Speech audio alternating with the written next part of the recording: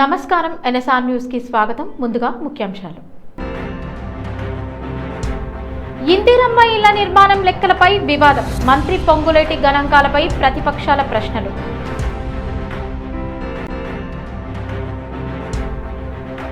కాంగ్రెస్ లో కీలక పరిణామం. పార్టీకి రాజీనామా ప్రకటించిన టి జీవన్ రెడ్డి.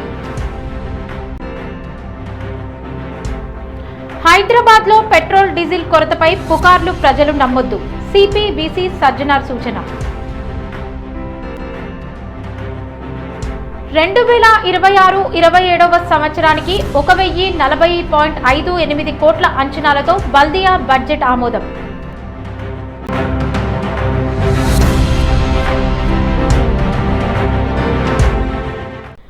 ఇందిరమ్మ ఇళ్ల నిర్మాణంపై రాష్ట్ర రాజకీయాల్లో మరోసారి వాగ్వాదం చెలరేగుతోంది. అసెంబ్లీ వేదికగా చెప్పిన గణాంకాలపై ఇప్పుడు వివాదం మొదలైంది. విమర్శకుల ఆరోపణల ప్రకారం మంత్రి పొంగులేటి శ్రీనివాసరెడ్డి అసెంబ్లీ సాక్షిగా ఇందిరమ్మ ఇళ్ల నిర్మాణంపై తప్పుదోవ పట్టించే వివరాలు వెల్లడించారని అంటున్నారు. మంత్రి ప్రకటించిన గణాంకాలు మరియు ఆర్డీఐ ద్వారా బయటకు వచ్చిన వివరాల మధ్య పెద్ద తేడా ఉందని ప్రతిపక్ష నేతలు ఆరోపిస్తున్నారు. ఆర్టీఐ ద్వారా అందించిన సమాచారం ప్రకారం ఇప్పటి వరకు కేవలం 8,716 ఇళ్లు మాత్రమే పూర్తయ్యాయని పేర్కొంటున్నారు. అయితే అసెంబ్లీలో మంత్రి 112,000 ఇళ్లు పూర్తి అయ్యాయని వెల్లడించారని, ఈ రెండు లెక్కలు సరిపోకపోవడం రాజకీయ చర్చకు దారితీసింది. ఈ అంశంపై ప్రతిపక్షాలు ప్రభుత్వాన్ని నిలదీస్తూ అసలు నిజాలు ఏమిటో ప్రజలకు చెప్పాలని డిమాండ్ చేస్తున్నాయి. ఇందిరమ్మ ఇళ్ల నిర్మాణంపై ప్రభుత్వం స్పష్టత ఇవ్వాలని, అధికారిక గణాంకాలను విడుదల చేయాలని కోరుతున్నాయి. ఇక ఈ వివాదంపై మంత్రి పొంగులేటి శ్రీనివాసరెడ్డి లేదా సంబంధిత శాఖ అధికారుల నుంచి అధికారిక స్పందన రావాల్సి ఉంది. ఈ అంశం రానున్న రోజుల్లో రాజకీయంగా మరింత చర్చకు దారితీసే అవకాశం ఉంది. ఇందిరమ్మ ఇళ్ళు మొదటి విడత ఇచ్చాం అధ్యక్ష. మొదటి విడత ఇచ్చిన దాంట్లో రాష్ట్ర వ్యాప్తంగా ఇందాక చెప్పినట్లు ప్రతి నియోజకవర్గానికి 3,500 ఇచ్చాం. నాకు తెలిసి ఈ మార్చి 31వ తారీఖు నాటికి 1,12,000 ఇళ్ళు రాష్ట్ర వ్యాప్తంగా 1,12,000 ఇళ్ళు పూర్తి కాబోతున్నాయి అధ్యక్ష. ఇవి కాకుండా వివిధ దశల్లో ఉన్నాయి. మళ్ళీ జూన్ నాటికి మళ్ళీ 1,00,000 పూర్తవుతుంది అధ్యక్ష. కాంగ్రెస్ పార్టీలో కీలక పరిణామం చోటు చేసుకుంది. సీనియర్ నాయకుడు మాజీ మంత్రి జీవన్ రెడ్డి కాంగ్రెస్ పార్టీకి రాజీనామా చేస్తున్నట్లు ప్రకటించారు. జగిత్యాలలో నిర్వహించిన ముఖ్య కార్యకర్తల సమావేశంలో తన నిర్ణయాన్ని వెల్లడించారు. దాదాపు 4 దశాబ్దాల పాటు కాంగ్రెస్ పార్టీలో రాజకీయ ప్రయాణం సాగించిన జీవన్ రెడ్డి ఇప్పుడు పార్టీకి గుడ్ బై చెప్పడం రాజకీయ వర్గాల్లో చర్చనీయాంశంగా మారింది.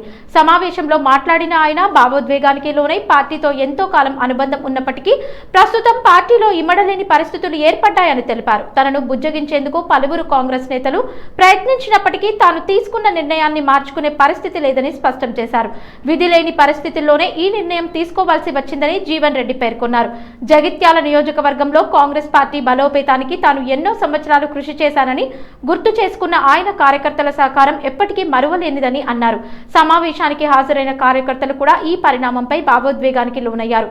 అయితే జీవన్ రెడ్డి తదుపరి రాజకీయ అడుగులు ఏమిటి అన్నది ఇప్పుడు ఆసక్తికరంగా మారింది. ఆయన మరో పార్టీలో చేరుతారా లేక స్వతంత్రంగా రాజకీయ కార్యకలాపాలు కొనసాగిస్తారా అనే అంశంపై స్పష్టత రావాల్సి ఉంది. అంటే నా రాజకీయ జీవితంలో ఇటువంటి ఒక సమావేశం ఏర్పాటు చేసే పరిస్థితి ఏర్పడుతుందని చెప్పని ఇప్పుడు ఊహించలే, భావించలే. కానీ దురదృష్టం, విధి లిఖితం. నా కాంగ్రెస్ పార్టీతో ఉన్న 4 దశాబ్దాల పైగా అనుబంధం మరి ఈరోజు ఈ విధంగా దూరమే పరిస్థితి రావటం ఏదైతుందో నేను దీని ఒక దురదృష్టకరమైనటువంటి ఒక సంఘటనగా జీర్ణించుకోలేని పరిస్థితులలో కొన్ని సందర్భాలలో మనకు మన ఇష్టానికి భిన్నంగానైనా కానీ కొన్ని నిర్ణయాలు తీసుకోవాల్సి వస్తుంది. ఈ నిర్ణయం కూడా ఏదైతుందో ఒక విధంగా నెప్పే పేరు కూడా బాధ తప్త హృదయంతో విధి లేని పరిస్థితుల్లో ఈ నిర్ణయం తీసుకున్నందుకు నేను మిత్రులందరినీ కూడా మరి మీరు నాకు ఈ సుదీర్ఘ ప్రజా జీవితం 4 దశాబ్దాల పైగా తోడు నిలిచిండ్రు. హైదరాబాద్ నగరంలో పెట్రోల్ డీజిల్ కొరత ఉందంటూ జరుగుతున్న ప్రచారం పూర్తిగా తప్పుడు అని Hyderabad police commissioner VC Sajjanar స్పష్టం చేశారు. నగరంలో దాదాపు 60 రోజులకు సరిపడా ఇంధన నిల్వలు అందుబాటులో ఉన్నాయని ప్రజలు భయాందోళనకు గురి కావాల్సిన అవసరం లేదన్నారు. అనవసరంగా వాహనాలకు ఫుల్ ట్యాంకులు చేయించుకోవద్దని సూచించారు. ఇంధన సరఫరాపై వచ్చిన అపోహల నేపథ్యంలో బుధవారం టీజీసీసీలో ఉన్నత స్థాయి సమీక్షా సమావేశం నిర్వహించారు. ఈ సమావేశం జిల్లా కలెక్టర్ హరిచందన దాసరి, అదనపు CP Tafseer Iqbal, joint CP శ్వేతతో పాటు సివిల్ సప్లై అధికారులు పాల్గొన్నారు. ఈ సందర్భంగా సిపి సజ్జనార్ మాట్లాడుతూ ఆయిల్ కంపెనీలతో నిరంతరం సంప్రదింపులు కొనసాగుతున్నాయని, నగర వ్యాప్తంగా ఇంధన సరఫరా ఎలాంటి అంతరాయం లేకుండా సాగుతోందని తెలిపారు. అయితే పుకార్ల కారణంగా ప్రజలు ఒక్కసారిగా పెట్రోల్ బంకులకు వెళ్లి ఫుల్ ట్యాంకులు చేయించుకోవడం వల్ల కొన్ని చోట్ల తాత్కాలికంగా నో స్టాక్ బోర్డులు కనిపిస్తున్నాయని చెప్పారు. తప్పుడు ప్రచారం కారణంగా ఈ నెల 22న హైదరాబాద్ కమిషనరేట్ పరిధిలో 3024 కిలోలీటర్ల ఇంధనం అమ్ముడవగా 23న ఆ సంఖ్య ఒక్కసారిగా పెరిగి 6400 కిలోలీటర్లకు చేరిందని వివరించారు. ప్రజలు భయంతో ఎక్కువగా కొనుగోలు చేయడం వల్లే ఈ పెరుగుదల జరిగిందన్నారు. ఇక నిబంధనలకు విరుద్ధంగా బాటిళ్లు, డబ్బాల్లో లూజ్ పెట్రోల్ లేదా డీజిల్ విక్రయిస్తే చట్ట ప్రకారం కఠిన చర్యలు తీసుకుంటామని హెచ్చరించారు. సోషల్ మీడియాలో తప్పుడు వార్తలు ప్రచారం చేస్తూ ప్రజల్లో భయాందోళన సృష్టించే వారిపై నిఘా ఉంచామని, అలాంటి వారిపై కఠినంగా వ్యవహరిస్తామని స్పష్టం చేశారు. కమిషనరేట్ పరిధిలో 240 పెట్రోల్ బంకుల్లో పరిస్థితిని అధికారులు నిరంతరం పర్యవేక్షిస్తున్నారని తెలిపారు. జిల్లా కలెక్టర్ హరిచందన మాట్లాడుతూ ఆయిల్ సంస్థలు, సివిల్ సప్లై అధికారులతో పరిస్థితిని ఎప్పటికప్పుడు సమీక్షిస్తున్నామని తెలిపారు. ప్రజల సౌకర్యార్థం ప్రత్యేక కంట్రోల్ రూమ్ కూడా ఏర్పాటు చేసినట్లు తెలిపారు. ప్రస్తుతం హైదరాబాద్ జిల్లా పరిధిలోని 186 పెట్రోల్ బంకుల్లో ఇంధన సరఫరా సజావుగా కొనసాగుతోందని వెల్లడించారు. ప్రజలు పుకార్లను నమ్మకుండా వాస్తవాలను గమనించి సహకరించాలని విజ్ఞప్తి చేశారు. ఈరోజు చాలా పెట్రోల్ బంక్స్లో చాలా రష్ కావడం జరిగింది. ముఖ్యంగా పబ్లిక్ అందరు కూడా చాలా ప్యానిక్తోని అందరు కూడా పెట్రోల్ బంక్స్ దగ్గర పోతున్నారు. ఈరోజు నేను, మన అడిషనల్ సిపి గారు, జాయింట్ సిపి గారు, మన కలెక్టర్ గారు హరిచందన గారు, మన district civil supply officer Srinivasu అందరూ కలిసి మనం ఒక రివ్యూ మీటింగ్ పెట్టుకోవడం జరిగింది. దాంట్లో మనకు తెలిసింది ఏమంటే ఎటువంటి స్కేర్సిటీ లేదు, మనకు సఫిషియంట్ స్టాక్ ఉంది. 60 రోజుకు సరిపోయేంత స్టాక్ ఉంది. అది ఎందుకో ప్యానిక్ అయ్యి చాలామంది వాళ్ళు 2 వీలర్ కావచ్చు, 4 వీలర్ కావచ్చు, అన్నీ ఫుల్ ట్యాంక్ చేసుకుంటున్నారు. మనము మొన్న 22 రోజు చూస్తే 3024 KL మనకు ఆ రోజు సేల్ కావడం జరిగింది. నిన్నే చూస్తే 6400 KL మనము సేల్ కావడం జరిగింది. అంటే ఆల్మోస్ట్ డబల్ సేల్ కావడం జరిగింది. పబ్లిక్ అంతా ప్యానిక్తోని ఫుల్ చేసుకుంటున్నారు. ఎవరు కూడా ప్యానిక్ కావద్దు. సఫిషియంట్ ఫ్యూయల్ ఉంది మా దగ్గర, సఫిషియంట్ స్టాక్ ఉంది. ప్యానిక్తో వచ్చి అన్ని దగ్గర లైన్ కడుతున్నారు, చాలా వాల్ టైం కూడా వేస్ట్ చేస్తున్నారు. ఒక ప్యానిక్ సిచ్యువేషన్ క్రియేట్ చేయడం జరుగుతుంది. సో మనం కూడా అన్ని చోట్ల కూడా బందోబస్తు చేయడం జరిగింది. రెవెన్యూ సైడ్ నుంచి కూడా వాళ్ళ ఆఫీసర్స్ని పెట్రోల్ బంక్స్ దగ్గర పెట్టడం జరిగింది. ఈ మధ్యలో కొంత పెట్రోల్ బంక్స్ కూడా నో స్టాక్ ఎందుకు పెట్టారంటే మనము డబల్ సేల్ కావడంతో ఉన్న ట్యాంక్లో ఉన్న మొత్తము ఫ్యూయల్ అయిపోయింది. సో ఈ రీఫిల్లింగ్ కోసము మనకున్న 320 ట్యాంకర్స్ ఉన్నాం హైదరాబాద్ సిటీలో. రావడంలో కొంత టైం కావడంతో అక్కడ నో స్టాక్ పెట్టడం జరిగింది. కానీ ఫ్యూల్ లేదని చెప్పి వాళ్ళు నో స్టాక్ పెట్టలేదు. సో చాలామంది రకరకాల పుకార్లు పెడుతున్నారు. చాలా చోట్ల అక్కడేదో గుజరాత్లో అయింది, ఢిల్లీలో అయింది, రాజ్కోట్లో అయింది, సూరత్లో అయింది, చాలా షార్టేజ్ ఉందని చెప్తారు. అది అలాంటి ఎవరు పుకార్లు నమ్మొద్దు. పబ్లిక్ ఎవరు కూడా ప్యానిక్ కావద్దు. సఫిషియంట్ ఫ్యూయల్ ఉంది మా దగ్గర, 60 రోజుకు సరిపోయేంత ఫ్యూయల్ ఉంది. మనం చాలా డీటెయిల్గా రివ్యూ చేయడం జరిగింది. సో పబ్లిక్ ఎవరు కూడా ప్యానిక్ అయ్యి పెట్రోల్ బంక్స్ దగ్గర చేరొద్దు. మీకు సఫిషియంట్ స్టాక్ ఉంటుంది. ఎవరు కూడా ఫుల్ ట్యాంక్ చేసుకొని మళ్ళీ అనవసరం కూడా ఇబ్బంది పడొద్దని చెప్పి నేను మరీ కోరుతున్నాను. అదేవిధంగా పెట్రోల్ బంక్స్ ఎవరెవరు ఉన్నారు, హెచ్పిఎస్సిఎల్, ఐఓసిఎల్, బీపీసీఎల్, నైరా వాళ్ళతో ప్లస్ అదేవిధంగా రిలయన్స్ యాజమాన్యతో కూడా మనము టచ్లో ఉన్నాను. వాళ్ళతో కూడా మాట్లాడడం జరిగింది. వాళ్ళు కూడా ఇదే చెప్తున్నారు, ఏమంటే అనవసరం ప్యానిక్ సిచ్యువేషన్ క్రియేట్ అయింది సార్. సో అలాంటి పరిస్థితి లేదు, సఫిషియంట్ ఫ్యూయల్ ఉందని కూడా వాళ్ళు తెలియపరిచారు. కొన్ని చోట్ల వీడియో సర్క్యులేట్ అవుతున్నాయి. ఎందుకంటే చాలా లైన్స్ ఉండడంతో సోషల్ మీడియాలో బాగా సర్క్యులేట్ కావడం జరుగుతుంది. ఇక్కడ రష్ ఉంది, ఇక్కడ రష్ ఉంది, ఇక్కడ నో స్టాక్ బోర్డు ఉందని చెప్పి. సో అలాంటి ఎవరు కూడా వార్తలు నమ్మొద్దని చెప్పి నేను ప్రభుత్వ తరఫు నుంచి, నా తరఫు నుంచి, జిల్లా యంత్రాంగం తరఫు నుంచి కూడా కోరుతున్నాను. మాతృత్వం ఒక వరమని దానికి చట్టబద్ధమైన దత్తత మార్గమే శ్రేయస్కరమని హనుమకొండ జిల్లా కలెక్టర్ చాహద్ బాజ్పేయి అన్నారు. బుధవారం కంచరకుంటలోని మహిళాభివృద్ధి మరియు శిశు సంక్షేమ శాఖ ఆధ్వర్యంలోని ప్రత్యేక దత్తత విభాగాన్ని సందర్శించిన కలెక్టర్ కేంద్ర దత్తత వనరుల సాధికార సంస్థ నిబంధనల ప్రకారం ఎంపికైన శిశువును హనుమకొండ జిల్లా వడ్డేపల్లికి చెందిన దంపతులకు దత్తతగా అప్పగించారు. ఆ దంపతులు 4 సంవత్సరాల క్రితం దరఖాస్తు చేసుకున్నట్లు, సీనియారిటీ ఆధారంగా 4 నెలల శిశువును దత్తతగా అందజేసినట్లు తెలిపారు. ఈ సందర్భంగా కలెక్టర్ మాట్లాడుతూ అక్రమ దత్తత చట్టవిరుద్ధమని, అలాంటి చర్యలకు పాల్పడకూడదని సూచించారు.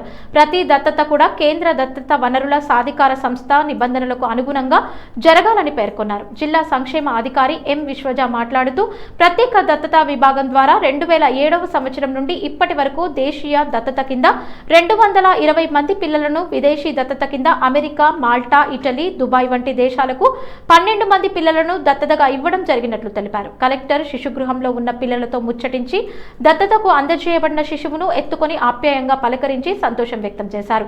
ఈ కార్యక్రమంలో చైల్డ్ వెల్ఫేర్ కమిటీ సభ్యులు డాక్టర్ పరికి సుధాకర్, ఇన్ఛార్జ్ జిల్లా శిశు పరిరక్షణ అధికారి S Praveen Kumar, protection officer M Mounika, శిశుగృహ in charge manager Anumula Madhavi, social worker Sangi Chaitanya, nurse Pulla Mounika మరియు ఇతర సిబ్బంది పాల్గొన్నారు. 2026-2027 సంవత్సరానికి 1040.58 కోట్ల అంచనాలతో బల్దియా బడ్జెట్ ఆమోదించింది. గ్రేటర్ వరంగల్ మహానగరపాలక సంస్థకు సంబంధించిన 2026-27 సంవత్సరానికి 1040,58,75,000 అంచనాలతో మేయర్ గుండు సుధారాణి అధ్యక్షతన బుధవారం పాలకవర్గం ఆమోదించింది.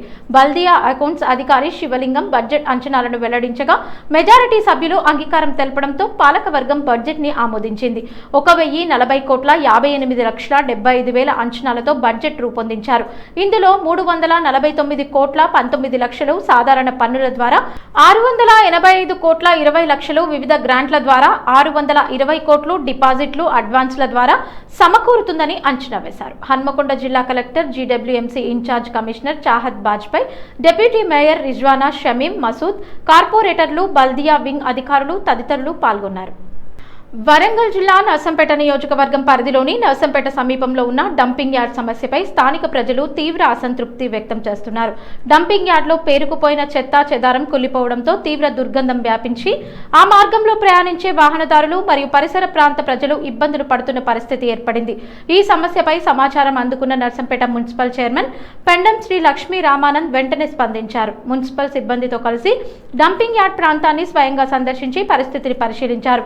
అక్కడ పేరుకుపోయిన చెత్తను జేసీబీ యంత్రాల సహాయంతో తొలగించే చర్యలు చేపట్టాలని అధికారులకు ఆదేశించారు. అనంతరం జేసీబీ యంత్రాలతో చెత్తను సర్దించి దుర్వాసన తగ్గేలా శుభ్రపరిచే పనులు చేపట్టారు. పరిసర ప్రాంతాల్లో పరిశుభ్రతను కాపాడటం మున్సిపాలిటీ బాధ్యత అని, ప్రజలకు ఇబ్బంది కలగకుండా డంపింగ్ యార్డ్ నిర్వహణపై ప్రత్యేక చర్యలు తీసుకుంటామని చైర్మన్ తెలిపారు. ఈ కార్యక్రమంలో నాగెల్లి వెంకటనారాయణ గౌడ్ సహా స్థానిక నాయకులు, మున్సిపల్ సిబ్బంది మరియు మరికొందరు పాల్గొన్నారు. స్థానిక ప్రజల సమస్యపై వెంటనే స్పందించి చర్యలు తీసుకున్న మున్సిపల్ చైర్మన్ కి కృతజ్ఞతలు తెలిపారు. అయితే డంపింగ్ యార్డ్ సమస్య శాశ్వతంగా పరిష్కరించేందుకు మరిన్ని చర్యలు తీసుకోవాలని స్థానికులు కోరుతున్నారు. తెలంగాణలో పెట్రోల్, డీజిల్ కొరత ఉందన్న ప్రచారం వాహనదారుల్లో ఆందోళన కలిగిస్తోంది. రాష్ట్రంలోని పలు ప్రాంతాల్లో పెట్రోల్ బంకుల వద్ద వాహనదారులు పెద్ద ఎత్తున క్యూ కడుతున్నారు. ముఖ్యంగా నిజామాబాద్ జిల్లా వ్యాప్తంగా ఈ పరిస్థితి మరింత స్పష్టంగా కనిపిస్తోంది. ఇంధనం నిల్వలు తగ్గిపోతున్నాయన్న వార్తలతో వాహనదారులు ఒక్కసారిగా బంకుల వద్దకు పరుగులు పెడుతున్నారు.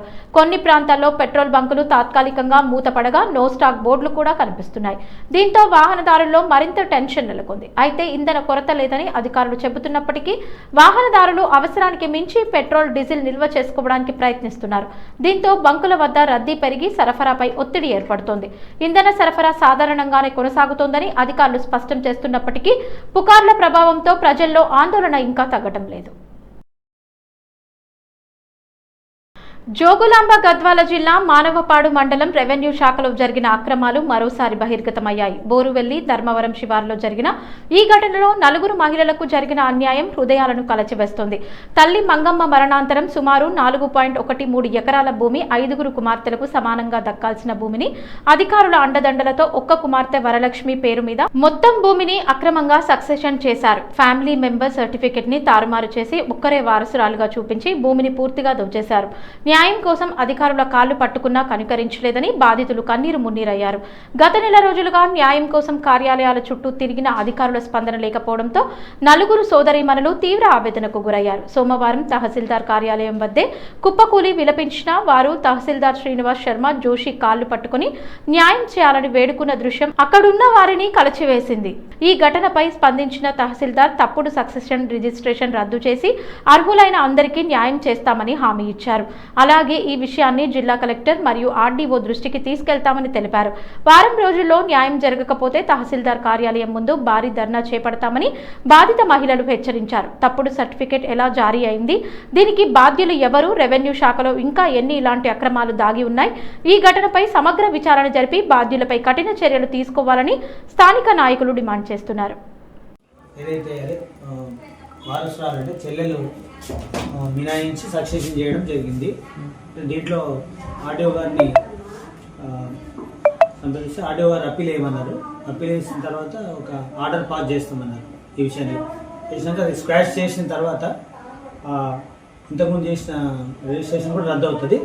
ఆ తర్వాత భాగ పరిష్కారంలో భాగంగా ఆమెకు వచ్చే భాగాన్ని చేస్తామన్నారు. ఒకటి ఈ విషయంలో రిపోర్టు ఒకటి అప్పీలు మా కార్యాలయం ద్వారానే వాళ్ళతో తీసుకొని నేను ఆర్డీఓ గారికి.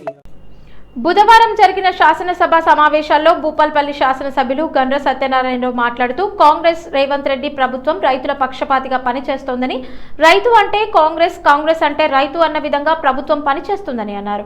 రైతులు పండించిన పంటలకు మద్దతు ధరతో పాటు సన్నవడ్లకు 500 రూపాయల బోనస్, రైతు రుణమాఫీ, రైతు భరోసా కూడా ప్రభుత్వం ఇచ్చిందని అన్నారు. గత ప్రభుత్వం సమయంలో వర్షాలు వచ్చి చెరువులు కుంటలు తెగినా కూడా కనీసం మరమ్మతులు చేయకుండా భూపాల్పల్లి నియోజకవర్గాన్ని అన్ని విధాలుగా మోసం చేసిందని అన్నారు. రేవంత్ రెడ్డి ప్రభుత్వం రైతులకు సబ్సిడీ కింద విత్తనాలు, వ్యవసాయ పరికరాలు పంపిణీ చేసిందని, మహిళా సంఘాలకు ధాన్యం కొనుగోలు కేంద్రాలే కాకుండా సోలార్ ప్లాంట్లు నిర్వహణ, ఆర్టీసీ బస్సుల నిర్వహణ, ఇందిరమ్మ క్యాంటీన్లు నిర్వహణ కార్యక్రమం కూడా మహిళా సంఘాలకు ఇచ్చిన ప్రభుత్వం కాంగ్రెస్ ప్రభుత్వం అన్నారు. ముఖ్యమంత్రి రేవంత్ రెడ్డి నాయకత్వంలో రాష్ట్రం అన్ని విధాలుగా అభివృద్ధి చెందుతుందని ఆయన తెలిపారు.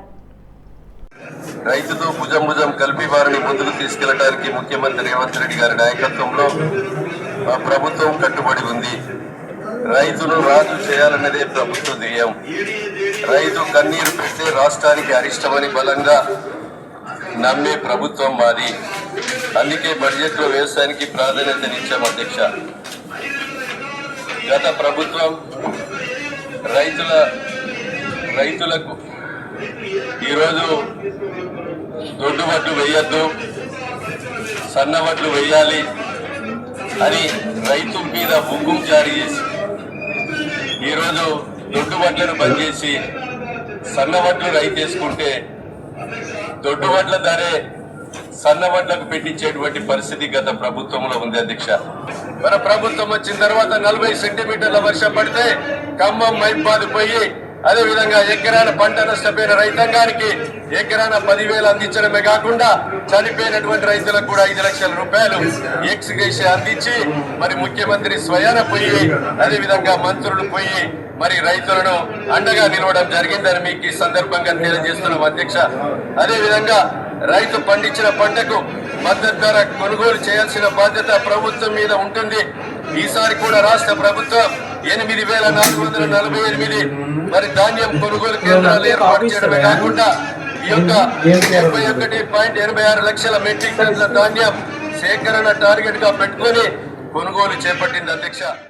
ఛత్తీస్గఢ్లోని బీజాపూర్ జిల్లాలో కీలక పరిణామం చోటు చేసుకుంది. మావోయిస్ట్ అగ్రనేత పాపారావు అలియాస్ సున్నం చంద్రయ్య తన 17 మంది అనుచరులతో కలిసి పోలీసుల ఎదుట లొంగిపోయారు. ఈ సంఘటన రాష్ట్రంలో మావోయిస్టు ఉద్యమానికి గట్టి దెబ్బగా భావిస్తున్నారు. వివరాల్లోకి వెళ్తే బస్తర్ అటవీ ప్రాంతాల్లో చాలా కాలంగా కార్యకలాపాలు నిర్వహిస్తున్న పాపారావు అలియాస్ సున్నం చంద్రయ్యపై భద్రతా దళాలు ప్రత్యేక నిఘా పెట్టాయి. తాజాగా ఆయన తన అనుచరులతో కలిసి బీజాపూర్ జిల్లా ఎస్పీ ఎదుట అధికారికంగా లొంగిపోయారు. లొంగిపోయిన సమయంలో వారి వద్ద నుంచి పోలీసులు భారీగా ఆయుధాలు మందుగుండు సామాగ్రిని స్వాధీనం చేసుకున్నారు. పోలీసుల ప్రకారం పాపారావు బస్తర్ రీజియన్ ప్రాంతానికి చెందిన కీలక మావోయిస్ట్ నాయకుడిగా గుర్తింపు పొందారు. ఆయనపై ప్రభుత్వం 2 కోట్ల రివార్డు ప్రకటించగా వివిధ జిల్లాల్లో జరిగిన దాడులు, హింసాత్మక ఘటనలకు సంబంధించి 50కి పైగా కేసులు నమోదై ఉన్నట్లు అధికారులు తెలిపారు. ఇటీవల ప్రభుత్వం చేపట్టిన పునరావాస విధానాలు, భద్రతా దళాల ఒత్తిడి, అభివృద్ధి కార్యక్రమాల ప్రభావంతో పలువురు మావోయిస్టులు ప్రధాన ప్రవాహంలోకి వస్తున్నారని పోలీసులు పేర్కొన్నారు. లొంగిపోయిన వారిని ప్రభుత్వం పునరావాస పథకాల ద్వారా సమాజంలో స్థిరపడేలా చర్యలు తీసుకుంటామని అధికారులు వెల్లడించారు. రాష్ట్రంలో ఇందిరమ్మ ఇండ్ల నిర్మాణంపై మరోసారి రాజకీయ వేడిమి పెరిగింది. ప్రతి నియోజకవర్గానికి 3500 ఇందిరమ్మ ఇండ్లు మంజూరు చేస్తామని ప్రభుత్వం ప్రకటించినప్పటికీ ఆ ప్రకటనల అమలుపై సందేహాలు వ్యక్తమవుతున్నాయి. ఈ విషయంపై బీఆర్ఎస్ ఎమ్మెల్యే పల్లా రాజేశ్వరరెడ్డి ప్రభుత్వాన్ని నిలదీశారు. రాష్ట్ర వ్యాప్తంగా మొత్తం 4,50,000 ఇందిరమ్మ ఇండ్లు ఇస్తామని ప్రభుత్వం ప్రకటించిందని ఆయన గుర్తు చేశారు. అయితే ఇప్పటి వరకు కేవలం 3,24,536 ఇండ్లకు మాత్రమే మంజూరు ఇచ్చినట్లు వివరించారు. వాటిలో కూడా 2,62,468 ఇండ్ల నిర్మాణం మాత్రమే ప్రారంభమైందని తెలిపారు. ఈ ఇండ్ల నిర్మాణం పూర్తి చేయడానికి దాదాపు 12,500 కోట్లు అవసరమవుతాయని ఆయన పేర్కొన్నారు. కానీ ప్రస్తుత బడ్జెట్లో కేవలం 5,000 కోట్లు మాత్రమే కేటాయించారని విమర్శించారు. మిగతా నిధులు ఎక్కడి నుండి తీసుకువస్తారో ప్రభుత్వం స్పష్టం చేయాలని డిమాండ్ చేశారు. ఈ సంవత్సరం ఇవ్వాల్సిన 3,500 ఇండ్లకే సుమారు 3,000 కోట్ల వరకు నిధులు లోటు కనిపిస్తోందని ఆయన చెప్పారు. అలాంటప్పుడు వచ్చే ఏడాది మళ్లీ ఇవ్వాల్సిన 3,500 ఇండ్లకు నిధులు ఎలా సమకూరుస్తారో ప్రభుత్వం చెప్పాలని ప్రశ్నించారు. ప్రకటనలు భారీగా చేస్తూ ప్రజల్లో ఆశలు కల్పిస్తున్నారని, కానీ ఆచరణలో మాత్రం నిధుల కొరత స్పష్టంగా కనిపిస్తోందని పల్లా రాజేశ్వరరెడ్డి ఆరోపించారు. ఇందిరమ్మ ఇండ్ల నిర్మాణంపై ప్రభుత్వం స్పష్టమైన ఆర్థిక ప్రణాళికను వెల్లడించాలని ఆయన డిమాండ్ చేశారు. మరోవైపు ప్రభుత్వం మాత్రం ఇండ్ల నిర్మాణాన్ని వేగవంతం చేస్తామని, అర్హులైన ప్రతి కుటుంబానికి ఇల్లు అందేలా చర్యలు తీసుకుంటామని చెబుతోంది. మూడోది 3,500 ఇల్లు మీరు శాంక్షన్ చేస్తూ ప్రతి కాన్స్టిట్యున్సీకి 4.5 లక్షలు ఇస్తామని చెప్పారు. కానీ అలకేట్ అయినాయి 3,24,536 అలకేట్ అయినాయి. అందులో మీరు కన్స్ట్రక్షన్ స్టార్ట్ చేసినాయి 2,62,449. మరి బడ్జెట్లో మీరు ఇప్పటిదాకా పేమెంట్ చేసింది 5,000 కోట్ల రూపాయలు పేమెంట్ చేశారు, ఫస్ట్ విడతగా చేశారు. దీనికి సంబంధించినవి 12,500 కోట్ల రూపాయలు కావాల్సి వస్తుంది. మరి బట్టి గారు బడ్జెట్లో పెట్టింది ఈ సంవత్సరానికి, వచ్చే సంవత్సరం 12 నెలలకు కూడా పెట్టింది ఇందిరమ్మ ఇళ్ల కోసం 5,000 కోట్లు మాత్రమే. అంటే ఇప్పుడు మీరు శాంక్షన్ చేసి నిర్మాణంలో ఉండే 2,62,449 సంబంధించిన డబ్బులు కూడా వచ్చే బడ్జెట్లో కూడా పెట్టలే. కాబట్టి మరి వీళ్ళకి ఎట్లా పేమెంట్ చేస్తారు? చివరి ప్రశ్న ఏంటంటే, మరి ఇవే కాకుండా వచ్చే సంవత్సరం కూడా మరి 3,500 ఇస్తామని మినిస్టర్ గారు చెప్పారు. పొంగులేటి శ్రీనివాసరెడ్డి గారు చెప్పినప్పుడు వచ్చే సంవత్సరం కూడా 3,500 చొప్పున ఇస్తాం, ఈ 3,500 అలాగూ, ఆ 3,500 అలాగన్నారు. మరి ఈ 3,500కే 3,000 కోట్లు తక్కువైతున్నాయి. మరి వచ్చే 3,500 రూపాయలు 3,500 ఇల్లు ఇస్తారా, ఇవ్వరా? ఇస్తే ఎప్పుడు ఇస్తారని చెప్పేసి మీ ద్వారా మంత్రి గారిని రిక్వెస్ట్ చేస్తున్నాం.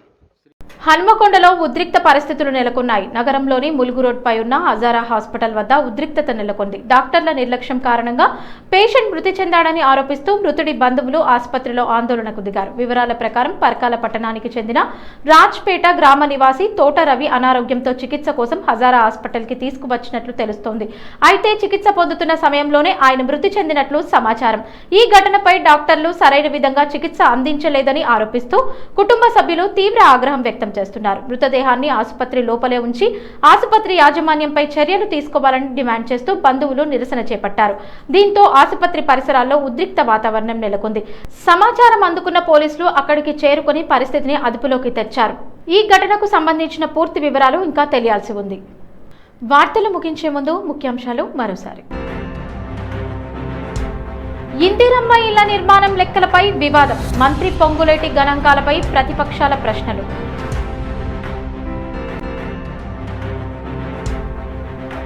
కాంగ్రెస్ లో కీలక పరిణామం. పార్టీకి రాజీనామా ప్రకటించిన టి జీవన్ రెడ్డి.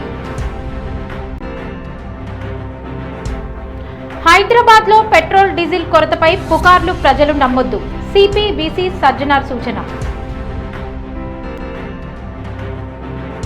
2026-27వ సంవత్సరానికి 1,040.58 కోట్ల అంచనాలతో బల్దియా బడ్జెట్ ఆమోదం. ఈ వార్తలు ఇంతటితో సమాప్తం. నమస్కారం.